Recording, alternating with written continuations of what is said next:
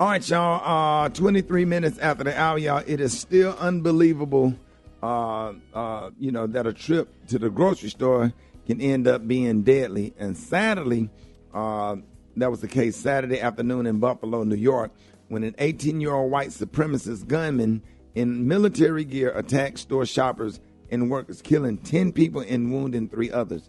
All of those who died were black. And joining us this morning, we have civil rights and personal injury attorney Ben Crump.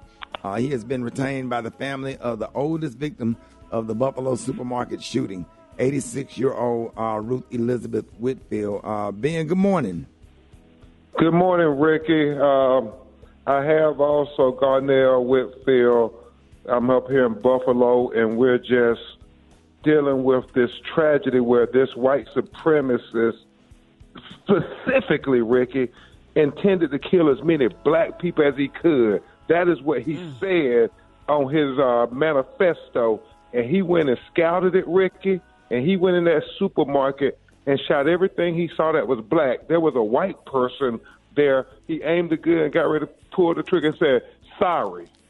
And, I mean, that just tells you the kind of hatred in this 18-year-old kid's heart. So we got to tell President Biden and the Democrats who lead Congress, when they shot the black people up in Mother Emanuel, you remember the white young supremacist Dylan Ruth, they would not pass the anti-black hate crime bill, and now it's Buffalo, New York. We have no excuse, Democrats. Pass this anti-black hate crime bill. You did it last year with the anti-Asian hate crime bill. Right, Ben. Now, why can't you do it with us? I mean, this is what Whitfield's legacy should be, that we're going to get some positive change out of this to try to prevent the next young white supremacist.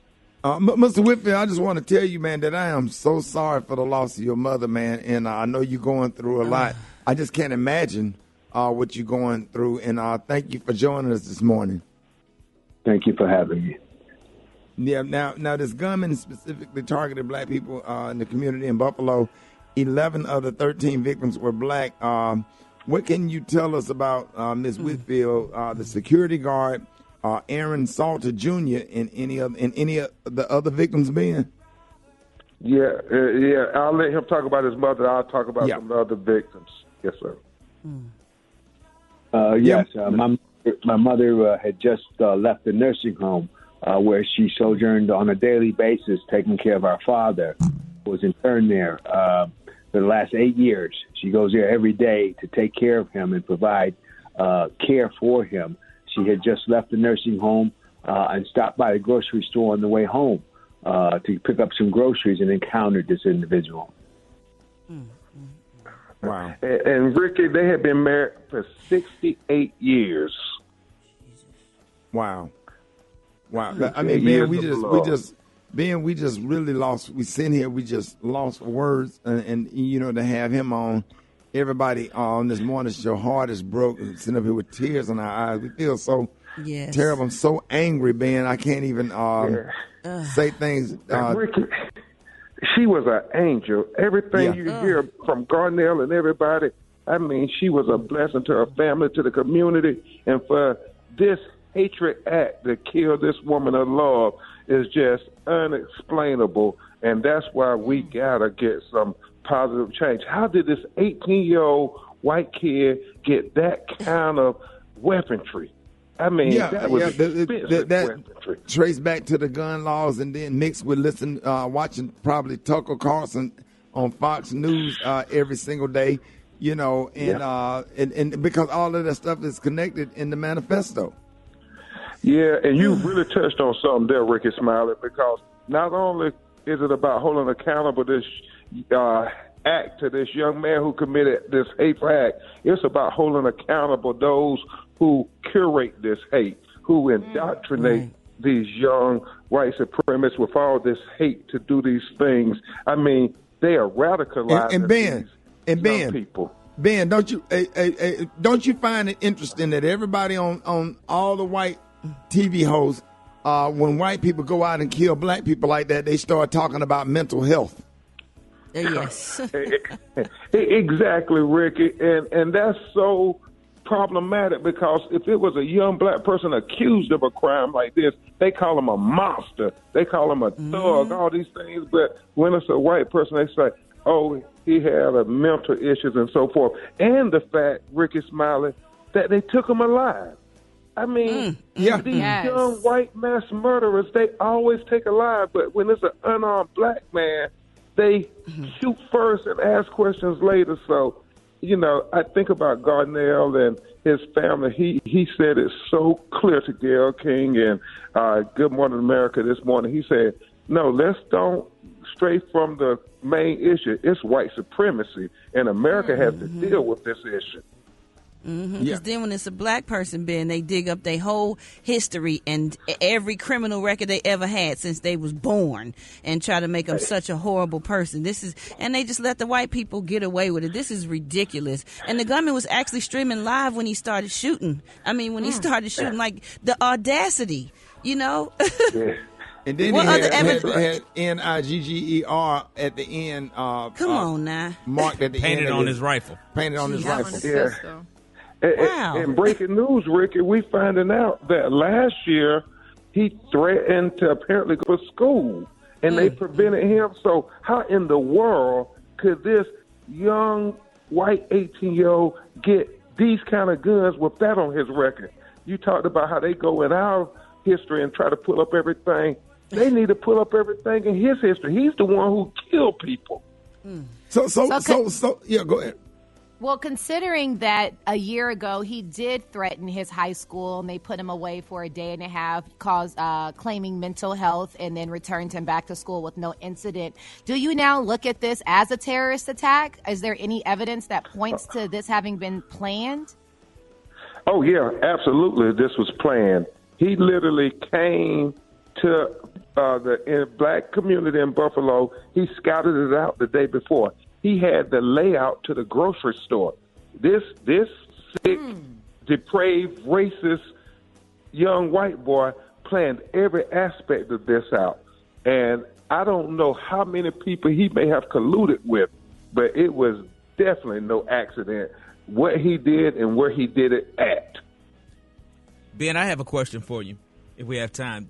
So this is the biggest act of violence against the black community since, I think, Dylan Ruth and the church in South Carolina. What confidence do you have that something like this, on top of that, can help lead to some type of legislation from Washington to address this? Now, good question, and that is the demand. Garnell and the other victims, we are all going to tell President Biden he's going to visit Buffalo. You know, when President Obama tried to pass the anti-black hate crime bill after the Charleston, South Carolina massacre, the Republicans blocked it. Well, right now, the Democrats have no excuse since we have control. If Joe Manchin and Kristen Sinema don't vote against it, you know, we should be able to finally pass this legislation.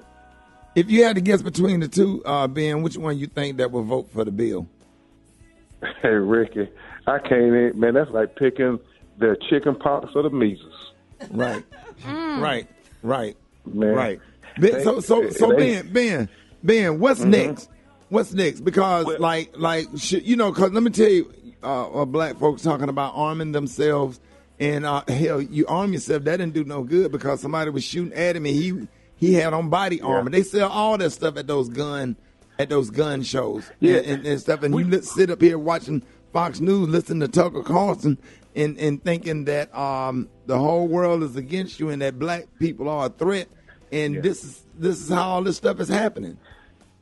Yeah, he certainly talked about in that manifesto the race replacement theory that they keep talking about, making all these young white people feel in fear that they will be marginalized. Where black people, we've been marginalized all our life, and we ain't went out and shot up people, so we don't buy that excuse. We got to get to the root of the problem. The root of the problem is all these internet websites, all these people who are inspiring hate, who are indoctrinating these young people, these young minds.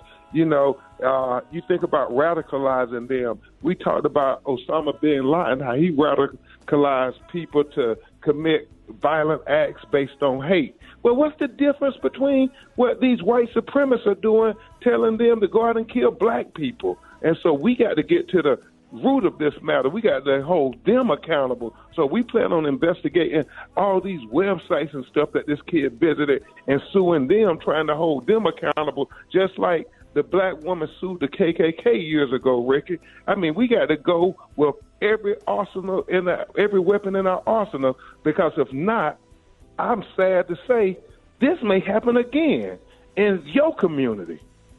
Yeah, and here they come talk about our prayers and our thoughts every time. You know, it's a mass murder and marching and doing the same thing. And if you keep doing what you're doing, you're going to keep getting what you're getting. Something has to change here. And, sir, man, I just want to tell you again, you know, I can't even talk to you with a straight face, with tears in my eyes, Mr. Whitfield. You know, to have your mother life end like that, and the only thing she was doing was just doing some simple grocery shopping, and to end up passing away due to violence, man.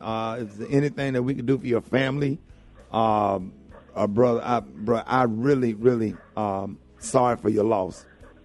Well, we're thankful for your support. We're thankful for this opportunity to get the word out there. And what we as a family, what we want to do is make sure that we focus on the root of the problem. As Mr. Crump said, it's white supremacy, it's racism, it's bigotry, and we got to call it out. And we're thankful to have you guys help us do that. Yes, sir, man. Thank you for joining us this morning. Hey, Ben, love you, man. I appreciate you.